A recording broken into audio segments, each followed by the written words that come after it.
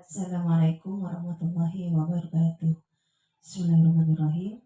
Sahabat-sahabatku, Gus Baha pernah bercerita tentang seorang wali yang bernama Baroh Al-Abid Al-Aswad, di mana Baroh ini hidupnya semasa dengan Nabi Musa alaihissalam.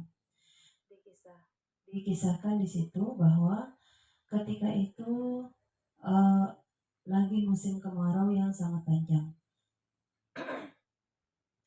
Tidak ada hujan sama sekali sehingga masyarakat pada waktu itu sangat memerlukan air karena di daerah tersebut sudah kekeringan air atau kekurangan air, sehingga memang benar-benar butuh yang namanya hujan. Dan hujan pada waktu itu sama sekali tidak turun selama berbulan-bulan, dan itu menyebabkan keadaan menjadi semakin sulit karena satu di samping kemarau yang panjang, yang kedua juga paceklik karena panen-panen banyak yang gagal dikarenakan kurangnya dari hujan atau dari air.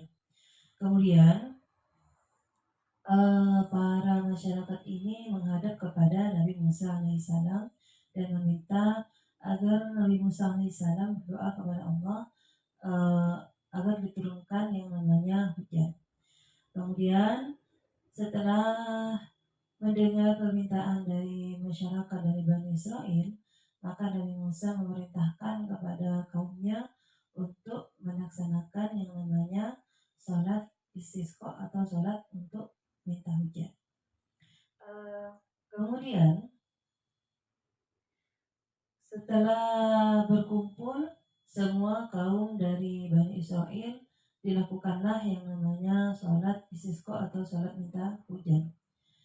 Setelah selesai berdoalah Nabi Musa, lalu setelah itu ditunggulah yang namanya air hujan tersebut. 1 hari, 2 hari, sampai berhari-hari ternyata air hujan yang ditunggu-tunggu itu tidak ada, tidak datang. Yang namanya air hujan itu tidak turun.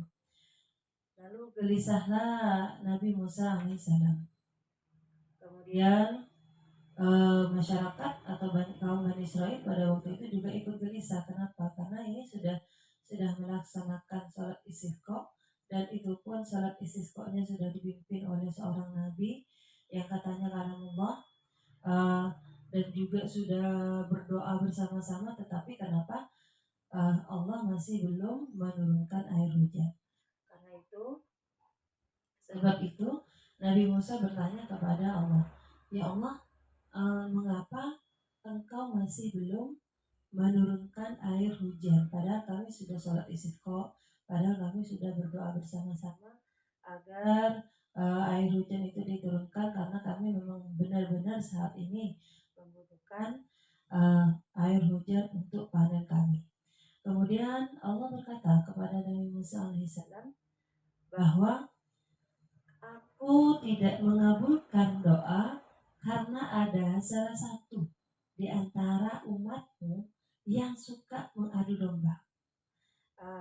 Dia itu suka sekali mencari-cari kesempatan untuk membuat satu dengan yang lainnya itu tidak akur.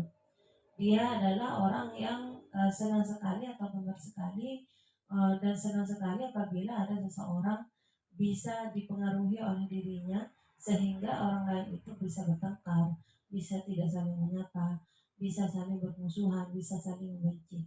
Kata Allah kepada Nabi Musa. Kemudian Nabi Musa pun bertanya kepada Allah, kalau begitu ya Allah, tunjukkan kepadaku siapa orang itu, siapa dari kaumku yang suka mengadu domba. Aku akan menindak dia. Aku akan menegur orang itu. Kemudian Allah berkata kembali kepada Nabi Musa, wahai Nabi Musa, aku adalah orang yang menyuruh untuk tidak saling mengadu domba. Aku adalah zat yang tidak suka dengan yang namanya adu domba. Aku adalah zat yang menyuruhmu untuk tidak pernah melakukan dosa yang namanya mengadu domba. Lalu, kalau engkau bertanya kepadaku siapa orang itu, bukankah aku sama dengan orang yang suka mengadu domba? Bukankah sama aku dengan eh, hambamu yang suka mengadu domba? Kalau aku memberitahukan kepadamu siapa orang itu, otomatis akan terjadilah yang namanya adu domba itu sendiri, padahal aku yang menyuruhmu untuk tidak pernah melakukan adu domba. Itu jawaban dari Allah. Nabi Musa mendengar jawaban dari Allah, merasa bingung, merasa semakin bingung. Lalu kalau engkau tidak memberitahuku siapa dari kaumku yang suka mengadu domba, lalu aku harus bagaimana ya Allah? Padahal kaumku memang saat ini benar-benar butuh hujan dan aku sudah melakukan apa yang kau perintahkan dari sholat, dari berdoa bersama. Itu kata Nabi Musa. Lalu Allah menjawab lagi pertanyaan dari Nabi Musa alaihissalam. Kalau begitu carilah waliku yang bernama Baroh. Dia lalu mintalah doa kepadanya. Kemudian Nabi Musa kembali bertanya, karena Nabi Musa itu terkenal dengan Nabi yang sangat kritis ya.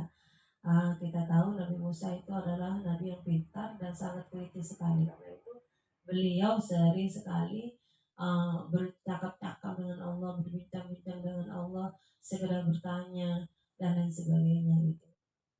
Kemudian Nabi Musa melanjutkan pertanyaannya, wahai ya Allah, uh, siapa orang ini dan aku harus bagaimana?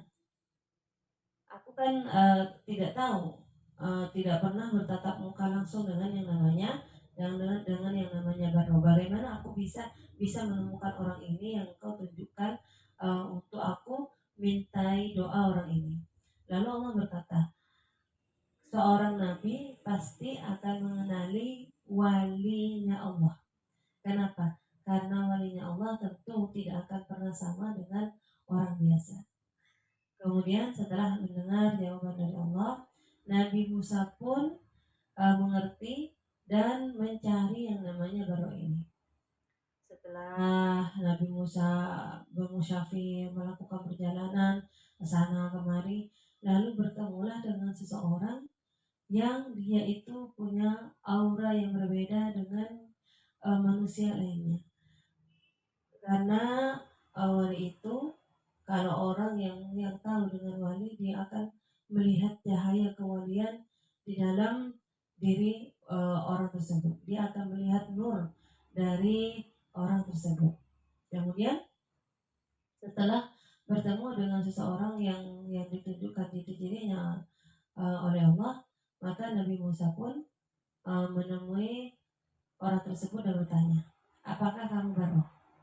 Kemudian orang tersebut berkata, iya, aku adalah Banu. Apakah kamu Nabi Musa? Lalu Nabi Musa berkata, iya, aku adalah Musa. Apa kepentinganmu kepadaku? Katanya Banu. Aku disuruh Tuhanku untuk minta doa kepadamu. Lalu Banu ini pun kemudian berdoa. Dan doanya Banu ini sangatlah tidak lazim. Dia berkata kepada Allah, ya Allah, apakah hujan sudah tidak menuruti engkau lagi sehingga hujan itu tidak mau turun? Apakah zatmu itu sudah tidak ditakuti oleh hujan lagi sehingga hujan itu tidak mau turun? Atau engkau sudah tidak punya kekuatan lagi sehingga hujan tidak mau menuruti engkau? Katanya yang baru ini. Terus baru lalu melanjutkan, apakah hanya gara-gara satu manusia yang tidak penting, satu manusia yang bermaksiat dengan sering mengadu domba orang lain, itu menjadi terhindarnya dirimu untuk menurunkan hujan? Sudahlah ya Allah, orang itu tidak penting, tidak perlu engkau hiraukan. Begitu doanya Baro. Mendengar doa Baro ini, Nabi Musa ingin sekali menghantam atau memukul yang namanya Baro. Kenapa? Karena yang dia doakan itu sangatlah tidak sopan kepada Allah. Apa yang diungkapkan oleh Baro itu sangatlah tidak etis. Kalau seandainya hamba itu Kemudian ketika Nabi Musa itu mau memukul Barong, Allah pun berkata kepada Nabi Musa, jangan Barong, jangan Nabi Musa, jangan engkau memukul Barong, karena Barong adalah manusia yang bisa membuatku tertawa sebanyak 3 kali dalam sehari. Itu katanya Allah. Kemudian Nabi Musa pun mengurungkan niatnya untuk memukul Barong. Tidak lama setelah Barong meminta kepada Allah, bermohon kepada Allah dengan doanya yang sedikit ngawur, maka tiba-tiba dan qadarullah air hujan pun turun dengan begitu derasnya. Air hujan yang begitu melimpah, air hujan yang penuh dengan rahmat, air hujan yang sudah dinanti-nanti setelah berbulan-bulan mengalami yang namanya musim kemarau. Lanjut cerita, Gus Baha pun menceritakan seorang wali lain yang bernama Abu Abbas bin Suraij, di mana Abu Abbas bin Suraij ini ketika itu diceritanya Allah itu lagi sedang murka kepada para ulama. Allah itu berkata kepada para alim ulama pada saat itu, apa yang kau lakukan sampai saat ini? Apa guna dari kitab-kitabmu itu? Apa dari karangan-karanganmu yang sudah berjilid-jilid itu kepada para ulama yang sudah pada waktu itu yang sudah menghasilkan berbagai macam kitab? Apa hasilnya kamu? Kalau seandainya kamu mengarang kitab, kamu melakukan penulisan berjilid-jilid kitab, tapi hasilnya kamu tidak pernah melakukan apapun. Kamu tidak melaksanakan apa yang diperintahkan olehku dan apa yang sudah ditulis dalam kitabmu. Lalu apa fungsinya kamu, katanya Allah pada waktu itu.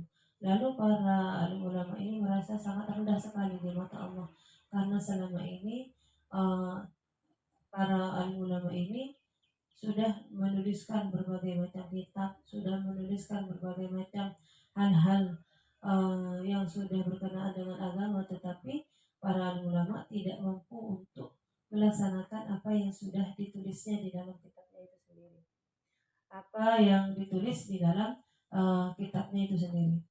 Kemudian ketika Allah benar-benar murka seperti itu dan sudah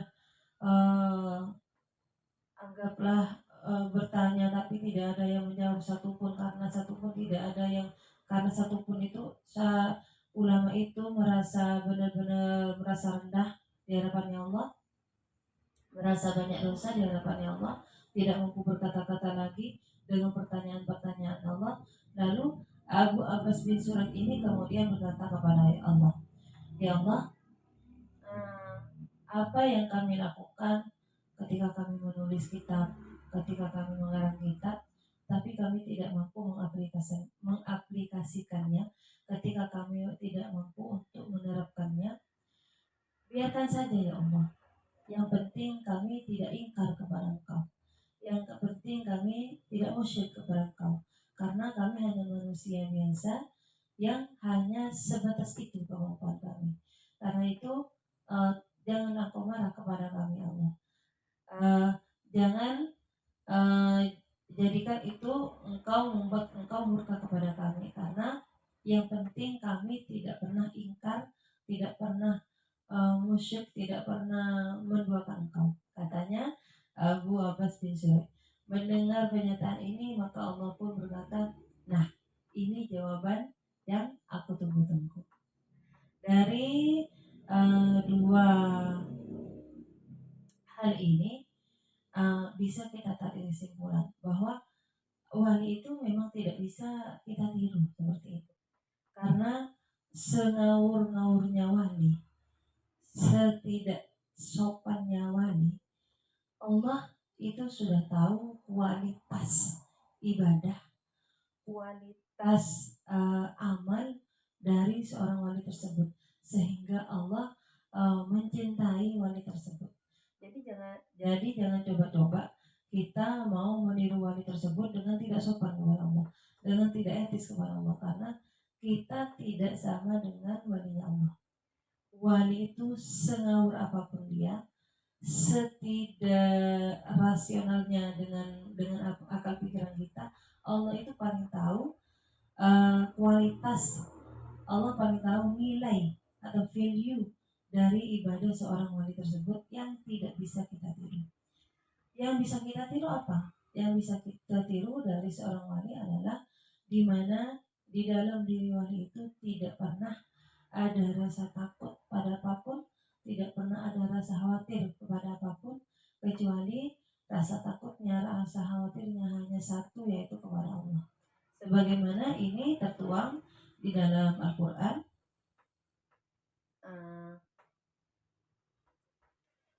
surat Yunus ayat 62, di mana Allah bersabda, A'udzu billahi minasyaitonir rajim. Bismillahirrahmanirrahim. Ala inna awliya Allahi la khaufun alaihim wa la hum yahzanun.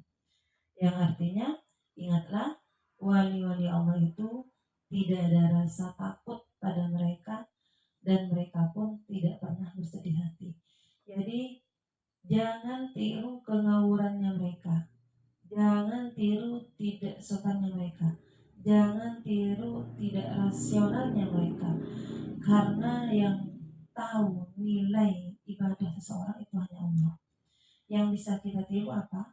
Yang bisa kita tiru adalah dan terangkan adalah selalu belajar dalam hati untuk selalu tidak pernah takut dengan apapun, tidak pernah merasa khawatir dengan apapun, tidak pernah merasa sedih dengan apapun, kecuali semuanya kita khawatirkan kepada Allah, semuanya kita takut hanya kepada Allah, semuanya kita bersedih hanya dikarenakan Allah. Jangan sampai sedihnya kita, khawatirnya kita, takutnya kita itu hanya karena urusan dunia, bukan urusan dengan Allah. Mungkin hanya ini yang saya sampaikan. Wallahu a'lam bishawab. Wassalamualaikum warahmatullahi wabarakatuh.